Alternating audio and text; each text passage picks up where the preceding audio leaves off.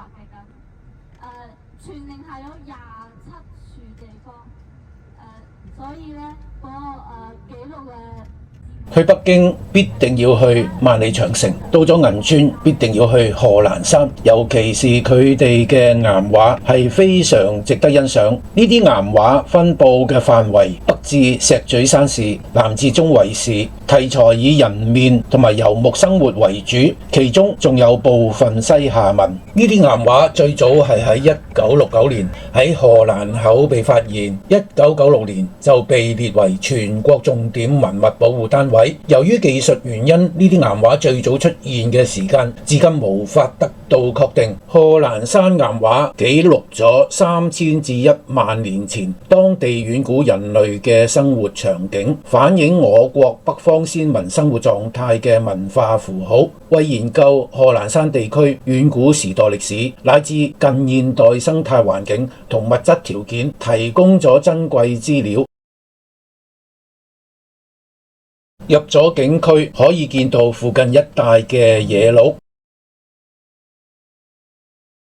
首先我哋就去咗景區裏邊嘅銀川世界岩畫館參觀，呢個係目前中國唯一亦都係世界最大嘅岩畫專題博物館，裏邊藏有世界5大洲60幾個國家200幾個岩畫點嘅精品。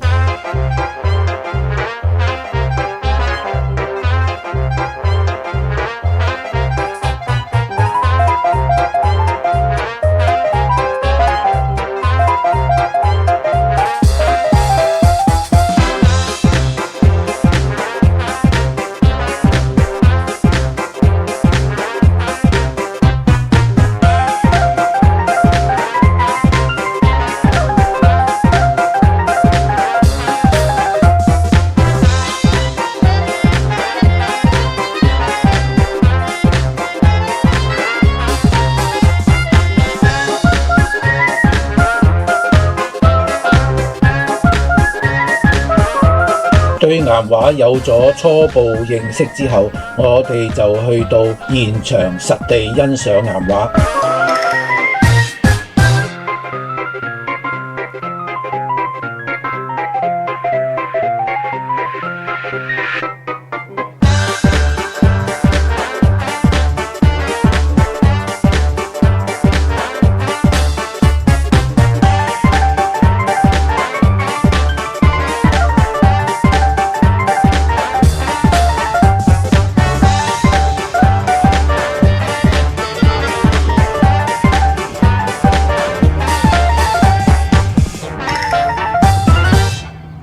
景區亦都附設咗一間韓美林藝術館。咁韓美林係咩人呢？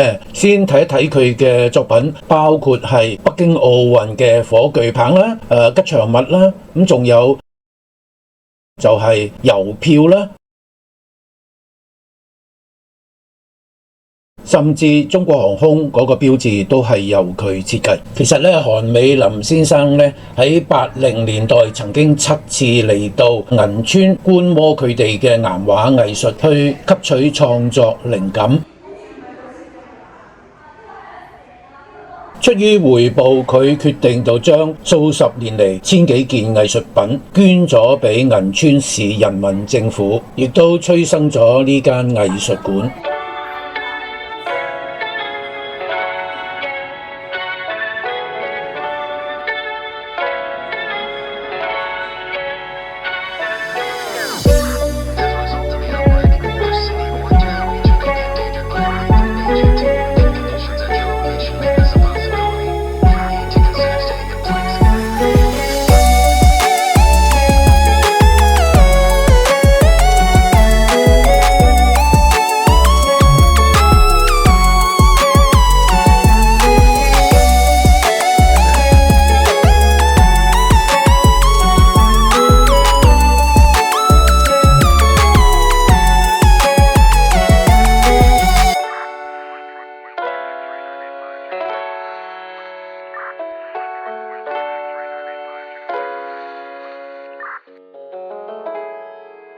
銀川仲有一個影視基地，個名就叫做鎮北堡。浦西部影城係由著名作家張賢良所創辦，係屬於銀川市5A級旅遊景區。喺呢度拍攝過嘅著名影片有譬如鞏俐嘅《紅高粱》啦，周星馳嘅《大話西遊》啦等等。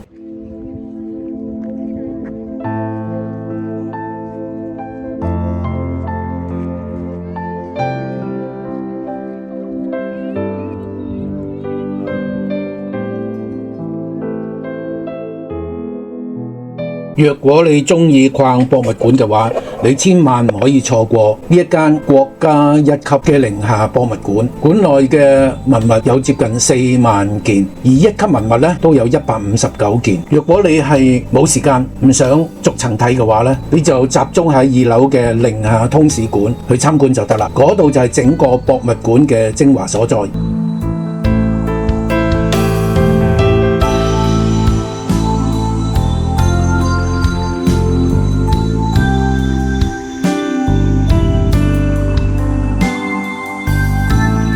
而其中3件鎮館國寶咧，就喺呢度展出啦。佢哋分別係鎏金銅牛、力士志文之座，同埋胡旋舞石刻墓門。時間啱啱好，我哋喺傍晚時候到咗欖山公園，嗰度係以古羅馬鬥獸場為原型而建造嘅足球場。公園裏邊嘅扇形羅馬柱咧，就對正西方，被譽為整個銀川最適合睇日落嘅地方，可以俯視銀川同埋粵海濕地等等嘅自然景觀。